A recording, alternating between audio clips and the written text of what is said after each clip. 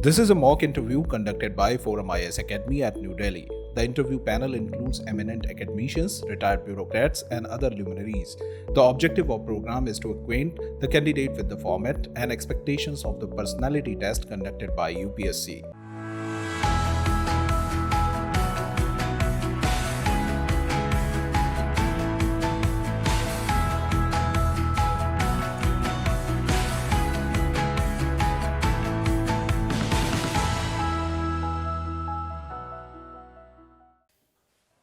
May I come in, sir?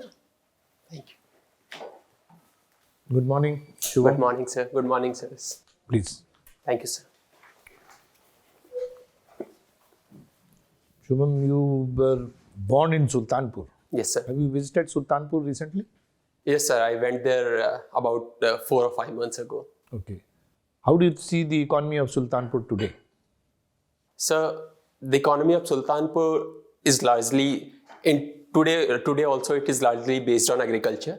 The cottage industry is also popular there. The moose industry is also popular there. And the MSMEs are also there. So how would you improve the economy of Sultanpur if you were the DM of Sultanpur?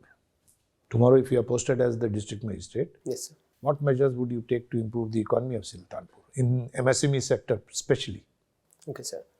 So, sir, for the MSME sector particularly, I think the one major problem is regarding the credit availability with the MSMEs.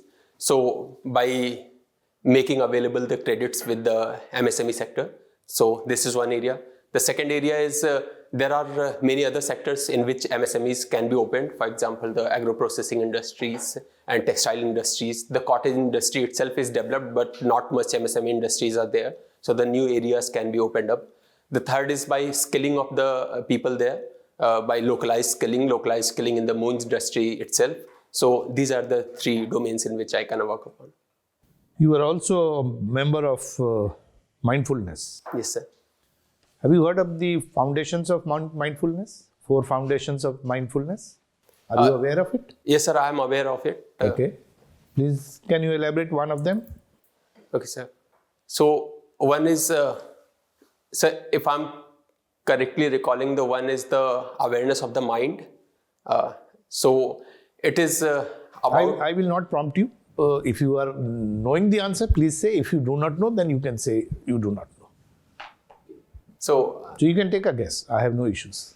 Okay, sir. So, sir, the awareness of the mind is one of the foundation in which it is believed that you must be aware of your thoughts, what is there in the mind, and how you perceive the reality around you. So this is one of the aspects, one of the foundation. Okay. How much time do you spend on mindfulness? Sir, per day?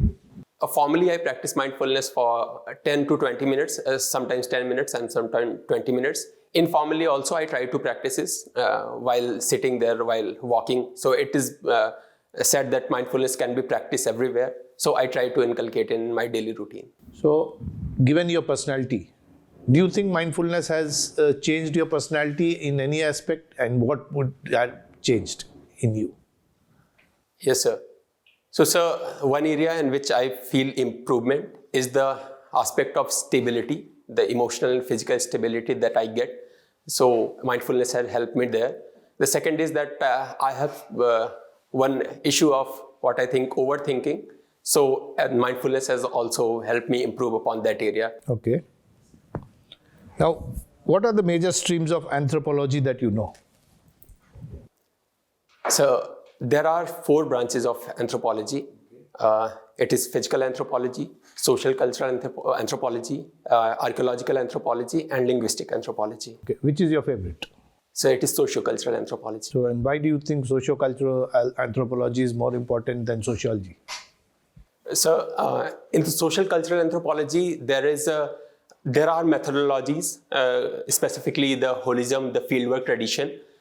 They have inculcated a sense of objectivism in the anthropology, which I believe was not there in the sociology field, though there are multiple methods there in sociology which also contributes to larger study of society, but anthropology has taken a step forward. I think the second study is study of tribal cultures, which was lacking in the sociological domain. So the study of those simple societies, which can give us wider information about the human behavior. So this is the other area in which anthropology has worked. Thank you. Thank you, sir.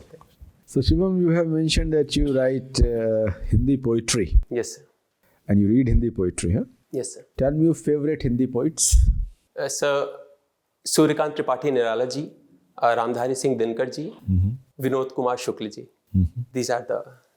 Vinod Kumar Shukla is poet or story writer? No, sir, he is a poet also. He writes novels also, stories and the poetry. सिंहासन खाली करो कि जनता आती है. Yes, sir. किसने लिखा? So it was written by Dushyant Kumar ji. By? Dushyant Kumar. I'm sorry, sir. I'm sorry. Sir, I'm not able to recall now. I'm sorry, sir. One of your three favorite poets you told, Dinkar. Yes, sir. I took it. I misjudged it by some other poem. Sorry, sir. Okay. You are from Sultanpur. Yes, sir. And Sultanpur is a developed district or poor district or what? So, in terms of economy, in terms of per capita income, its per capita income is lower than the UP's average per capita income. So, in that terms, it is a poor district.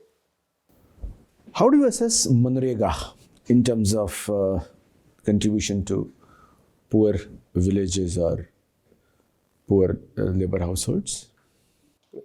So, sir, Manrega has given employment at the rural level. The employment generation has been immense, so it has supported the rural economy as such, given employment to those people who could not afford to get a high-skilled job or the medium-skilled job, so it has given low-skilled labor to the people. It has also helped develop the rural infrastructure, the rural watershed development and the general rural road infrastructure and other infrastructures. So in that aspect, it has indeed helped the rural economy very much. There are certain issues that existed in the Manrega. For example, the problem of leakage that existed in the Manrega wage distribution. So now it has been curbed through direct benefit transfer schemes. So I think the overall it has been a beneficial scheme for the rural development. Any idea how much allocation was made for Manrega in last budget? So I'm not exactly sure of the number. Give me a rough idea how many laborers were active in Manrega during this current financial year? Sorry, sir, I'm not sure about that. All right. What is NPA? So these are non-performing assets that are credits given by the banks which are not performing based on their original contract. So this is the... Some time duration? So there is a 90-day time duration for the declaration of NPA. If between 90 days the interest or the basic amount is not paid, then it is categorized as non-performing asset. Any idea in the NPAs of Mudra loans? So I'm aware that it is higher compared to the general NPA level in the economy, but I'm not sure about the actual number. What is Reodi politics? So it is a name given by our Prime Minister to the prevalent freebie culture in the economy. So it is a policy, it is a populist policy measure which sometimes some political parties take to, in their manifestos, they declare some non-merit subsidies that they promise to provide after they come to the power. So this is the Reodi culture that exists. Good. Okay. Sir. Thank you, sir. Okay, thank you, sir. So, hello, Shubham. Hello, sir. Okay. Can you tell me what is climate change? So, climate change is a long-term phenomenon in which the climate of a region changes. Climate, for example, the temperature, the pressure, the rainfall distribution of a particular region changes in the long term. Okay, so it is only limited to particular region. When you talk about climate change in general, is it limited to climate in a particular region, or is it global or planet-wide? So when we generally talk about the climate change, it is normally the planet-wise, but it has regional distribution. So there are regional climates which are changing. So that consideration. Okay, if you were to talk about Sultanpur, can you tell me how climate change is impacting your district? Okay, sir. So one major area in which I think the climate change is impacting is the agricultural field. I have realized that due to climate change, due to erratic rainfall conditions, the sowing seasons are being shifted. There are sometimes loss to the crops because of intense rainfall for low time durations. So the agricultural loss of productivity is one aspect which I can remember. So this is the only thing which I can. Okay, is climate change happening? Is there a conclusive data related to it? Yes, sir. Now scientists are in consensus that the climate change is happening because there is a rise in global temperature 1.0 by 1.08 degrees centigrade from the pre-industrial level, and also there are frequent climate disruptions that are taking place. So they are leading to the consensus that the climate change is actually happening. And what is the reason? What reason has been attributed?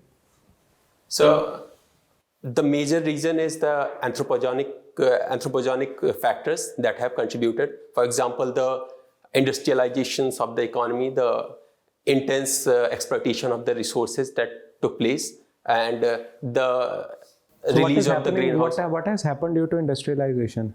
So due to industrialization, there is a release of greenhouse gases, which has created the intense temperature rise that we are witnessing today. Okay, all right. That's all from my side. I'll pass on to the next person. All right. Hello, Shubham. Hello, sir. You've taken anthropology as your optional. Yes, sir. Can you trace the feminist movements in India since independence? Okay, sir. So the feminist movement from the time of independence, in the initial year, from the year 1947 to 1960, it was largely the continuation of the pre-independence movements. For example, there was a demand for the dowry prohibition. There were demands for the larger participation of women in the political sphere. So it continued in the coming years also till 1960. From 1960 to year 1980, demands changed. They went into multiple other areas. For example, the greater economic participation. The Seva movement was organized in that area, that particular timeline itself. So after that, post 1982, it is continuing to recent times also. So the movement has shifted to better connection with the international themes that are being addressed. For example, the Me Too movement has come in recent times. So this is the overall development. How is the Me Too movement, the character of Me Too movement different from, say, radical feminism? So the radical feminism try to emphasize on the largely the bad sides of the institutions like marriage and family. The Me Too movement has more a compassionate view of what largely the society can do, what the institutions can do. It is not trying to abolish the institution as such, but trying to rationalize it, make it more gender sensitive. So, what do you think is the impact of feminist movements on the institution of family, especially in Indian society? Okay. So, sir, one area is greater participation of women in the families itself. There is a greater say of women in the economic decisions in the family.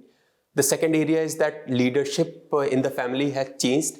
There was earlier a patriarchal centricity of the political leadership in the family, but now the women are also participating in the leadership roles. The third is that in the aspect of freedom of marriage, freedom of deciding the spouses, the women are also getting their say. So these are the areas in which the improvement has taken place. A few days back, government submitted its answer to the Supreme Court, saying that if you criminalize marital rape, So that will have an impact on the social fabric. Do you agree with that answer by the government? So I agree with the government in this aspect that there may be some repercussions on the social fabric if the marital rape is criminalized, but I will not agree that it should not be criminalized, because I think it is the next step in ensuring the women dignity and ensuring that the family is itself a safe place for the women to live. Okay. All right, Shubham, that's it from my end. Thank you. Okay, so the